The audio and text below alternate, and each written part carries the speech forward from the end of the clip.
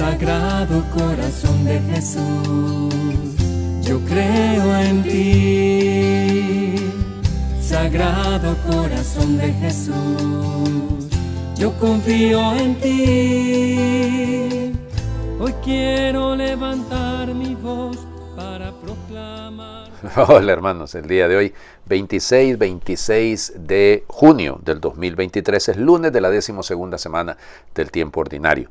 Hoy es día de San José María Escrivá de Balaguer, o sea, uno de los grandes santos del siglo XX, y con una influencia extraordinaria en la vida de la Iglesia, no solo en España, sino en el mundo entero. Su fundación, el Opus Dei, cómo la soñó él, cómo la vio, eso es lo que él decía, ¿no?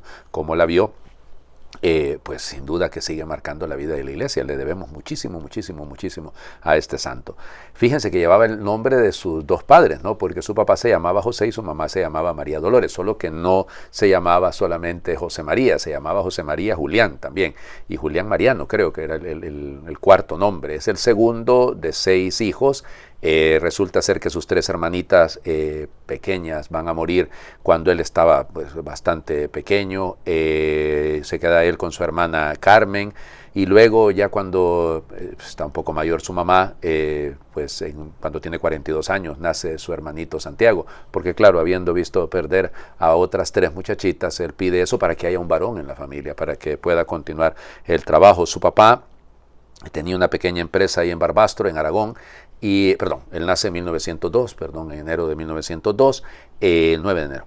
Y resulta ser que su papá pierde todo, se tiene que trasladar a Logroño. Ahí el papá empieza a trabajar como empleado en una tienda de telas. José María empieza a estudiar, era un muchacho muy inteligente, muy capaz, muy vivaz, digámoslo así. Y él pensaba estudiar arquitectura, el papá le decía que estudiara derecho, y bueno, en eso se debatía cuando en 1917 él cuenta que había caído una tormenta de nieve horrible y de repente mira unas huellas de un carmelita descalzo que va haciendo pues brecha ahí en la nieve, ¿no? Y a eso a él le impactó y dijo, si hay gente capaz de sacrificarse de esa manera, ¿qué más me está pidiendo Dios? Y entonces ahí es cuando decide ingresar al seminario, hacerse sacerdote, pero siempre le pedía a Dios, déjame ver qué es lo que quieres de mí, qué es lo que... y eso, pedía ver, eso es lo que decía José María. Y bueno, ingresa al seminario en Zaragoza, y bueno, ahí está una devoción grande a la Virgen del Pilar, pasaba por esa capilla, por la catedral, por la Basílica de Nuestra Señora de la Pilarica, todos los días prácticamente, y era un amor grande. De hecho, su primera misa la va a celebrar ahí en el Pilar, ¿no? Bueno, fue ordenado sacerdote y, bello, ¿no? Su historia de cómo llega a ser ordenado sacerdote en marzo de 1925, y pues trabaja ahí en varias zonas rurales, en algunos lugares ahí cerca de Zaragoza. Fíjense que había empezado a estudiar Derecho al mismo tiempo, porque siguiendo el consejo de su papá, y entonces se decide estudiar también Derecho. En 1927 se traslada a Madrid y el 2 de octubre de 1928, en la fiesta de los Ángeles Custodios, él vio. El Señor le reveló cuál era su proyecto, y el proyecto era que fundara una obra, por el Opus Dei, la obra de Dios, que se dedicara a la búsqueda de la santidad en la vida cotidiana, en el trabajo y todo.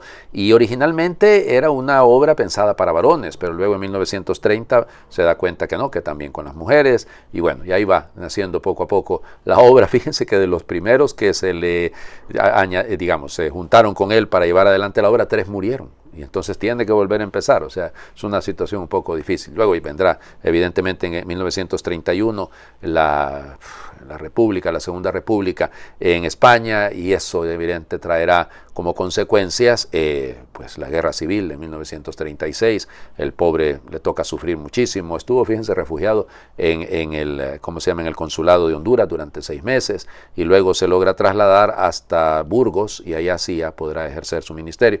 En 1939, cuando termina la guerra, él había empezado a escribir algunos apuntes que él llevaba ahí en de lo que él decía, ¿no? De lo que él iba viviendo, y estas recomendaciones o consideraciones espirituales luego terminarán siendo el libro, uno de los libros, es una discusión que podemos tener todos, ¿no? El libro más famoso de él es Camino, eso no hay que negarlo, pero a mí me gusta Surco, es un asunto de gustos, ¿no? Cada uno puede tener su gusto particular. Bueno, luego se va a trasladar a Roma, y allá para estar cerca del Santo Padre, para llevar adelante la fundación. En 1950 se logra que el reconocimiento, el Papa Pío XII les da el reconocimiento a los del Opus Dei y venga a recorrer el mundo, va haciendo por todas partes, ¿no?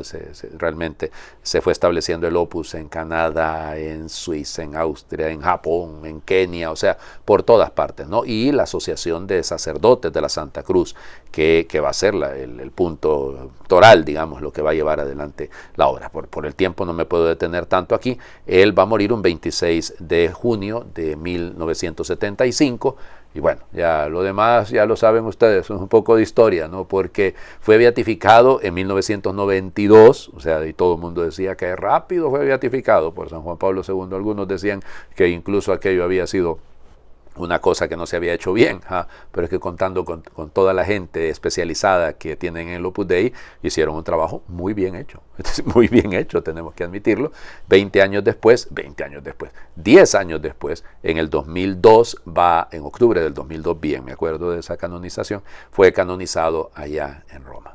Siguen haciendo tanto bien los del Opus Dei. Evidente, han vivido un momento de transición ahora con la legislación que el Papa les ha pedido, pero han demostrado exactamente lo que son. Su obediencia al Santo Padre, su amor a la figura del Papa y a la jerarquía, bueno, ahí ha salido a relucir. Ha habido muchos roces con ellos en algún momento por su manera de proceder, que de repente sin comprenderlo tanto, pues ocurren estas cosas, ¿no? Y eso es humano, digámoslo, pero cuando se está haciendo lo que Dios quiere, en el fondo siempre hay una respuesta. Bueno, vamos a las lecturas del día de hoy. Comenzamos a leer el libro del Génesis. Ya lo habíamos leído, ¿se acuerdan? Que lo leímos en las primeras semanas, ¿no? De este tiempo ordinario, porque estamos en año impar, entonces por eso se va leyendo así. Ahora vamos a comenzar, durante 3 semanas vamos a leer del capítulo 12 hasta el final del Génesis, pero fíjense, hasta la semana 20 vamos a leer libros históricos, entonces vamos a leer el Éxodo y tal, ¿verdad? Vamos a ir leyendo esto. Entonces comenzamos. Génesis capítulo 12, versículos del 1 al 9. En aquellos días dijo el Señor a Abraham: deja tu país y a tu parentela y la casa de tu padre para ir a la tierra que yo te mostraré. Haré nacer de ti un gran pueblo y te bendeciré. Engrandeceré tu nombre y tú mismo serás una bendición. Bendeciré a los que te bendigan, maldeciré a los que te maldigan. En ti serán bendecidos todos los pueblos de la tierra. Abraham partió como se lo había ordenado el Señor, y con él partió también Lot. Tenía Abraham 75 años cuando salió de Harán. Abraham llevó consigo a Sarai su esposa y a Lot su sobrino con todos los bienes que habían acumulado y los esclavos que habían adquirido en Harán, y salieron en dirección a Canaán. Llegaron a Canaán y Abraham atravesó el país hasta la región de Siquem y llegó a la encina de Moré. Por entonces habitaban ahí los cananeos. El Señor se le apareció a Abraham y le dijo: a tu descendencia le voy a dar esta tierra. Entonces Abraham edificó ahí un altar al Señor que se le había aparecido. De ahí pasó a las montañas al oriente de Betel y plantó su tienda entre las ciudades de Betel al poniente y de Ai al oriente. También ahí le construyó un altar al Señor e invocó su nombre. Luego se fue trasladando por etapas hacia el sur. Palabra de Dios. Te alabamos, Señor. Imagínense un viejito de 75 años. Yo sé que algunos van a brincar. Veo a mi mamá y mi papá que tienen un poquito más de 75 años. ¿Cómo que viejitos? Bueno, es decir, en esa época no es lo mismo que hoy en día, perdónenme. 75 años tenía Abraham cuando dejó pues Ur de Caldea, cuando sale de Harán hacia el Señor. Sal de tu tierra y vete al... Dios mío. Miren, una persona mayor mira hacia atrás, habla de su pasado, pero Abraham mira hacia el futuro. Es una visión completamente distinta, ¿no? Se deja guiar, se deja conducir por la voz de Dios. Y en esto, ay Dios mío, cuánto tenemos que aprender todos, porque realmente eso de desinstalarse, yo me acuerdo cuando me tocó cambiar de parroquia, cada vez que me ha tocado moverme, olvídense, se genera y empieza uno a pensar en todo el montón de calaches, así le decimos en mi país, ¿no? Los chunches, decimos también, que tenemos, oigan, y empieza uno ahí a pensar, ¿y dónde voy a meter todo esto? Y claro, y ya después vamos acumulando sin querer queriendo, ¿no? Y no es un asunto de tener, es un asunto que eso nos pasa. Bueno, Abraham agarró todo, hasta la esposa, a Sarai, y a Lot, el sobrino, y todo lo que habían logrado juntar, pero vamos a seguir, pero fíjense lo bello, ¿no? 2 veces nos lo dice el texto del día de hoy. Fuera de la vocación, a donde llegaba, lo primero que hacía era un altar. A veces se nos olvida esto, donde llegamos, lo primero, hacer un altar, no, ponernos en las manos de Dios. Invocó a Dios, dice, cuando llegó a Betel, ¿ya? Entonces, esto es precioso. Es que toda nuestra vida debe estar marcada por la presencia de Él, por invocar al Señor, por verlo, por como ver, que me haga ver, como decía San José María. Vamos, el Evangelio. Mateo, capítulo 7 hoy, versículos del 1 al 5. En aquel tiempo Jesús dijo a sus discípulos, no juzguen y no serán juzgados, porque así como juzguen, los juzgarán, y con la medida que midan, los medirán. ¿Por qué miras la paja en el ojo de tu hermano y no te das cuenta de la viga que tienes en el tuyo?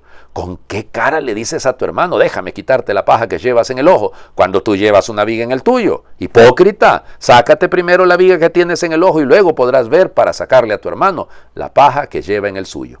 Palabra del Señor. Gloria a ti, Señor Jesús.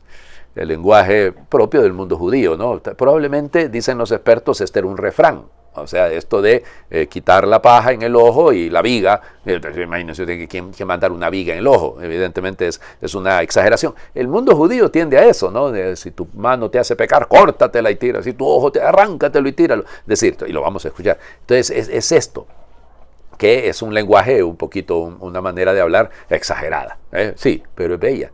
Porque la comparación es extrema, ¿no? Así como le van a perdonar a aquel hombre que debía 10,000 talentos. Nadie tenía 10,000 talentos. Pero esta imagen es para recordarnos la inmensa distancia. Fíjense, este capítulo 7 del Sermón de la Montaña, pues la tercera parte, si lo quieren, apunta a las relaciones interpersonales, ¿no? Y entonces una de las cosas que más nos cuesta es no criticar, es no juzgar, es no caer en eso de andar señalando a los otros y de andarles apuntando. No, sino que aprender a vivir con la conciencia de que yo también. Cuidado, que no significa, y si al hermano le molesta tanto aquello en el ojo, ay, déjeselo. No, tampoco hay que quitárselo. Pero aquí es un llamado a la reflexión consciente de si nuestra vida realmente está de manera coherente viviéndose, porque si no se vive de manera coherente, ¿qué sentido tiene?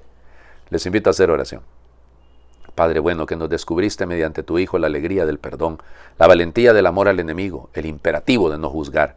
Te pedimos que borres tus reclamaciones de nuestro libro, como haremos nosotros con las nuestras. Así conseguiremos un libro blanco y limpio, dispuesto para los mensajes de alegría, de bondad, de fraternidad, de amor. Haznos sentir el perdón como un tesoro recibido de ti, generador de convivencia pacífica, hasta tal punto que no necesitemos volver a reclamar, porque todos los rencores quedarán ahogados. Tú que nos conoces por dentro y que podrías llenar 1000 páginas con los fallos de nuestra biografía personal, pero prefieres la indulgencia, haznos capaces de imitarte en nuestras relaciones difíciles con el prójimo. Te lo pedimos por Jesucristo, tu Hijo y Señor nuestro. Amén. El Señor esté con ustedes y por intercesión de San José María Escrivá de Balaguer, les bendiga a Dios, que es Padre, Hijo y Espíritu Santo, y su bendición descienda, les acompañe siempre. Feliz lunes para todos.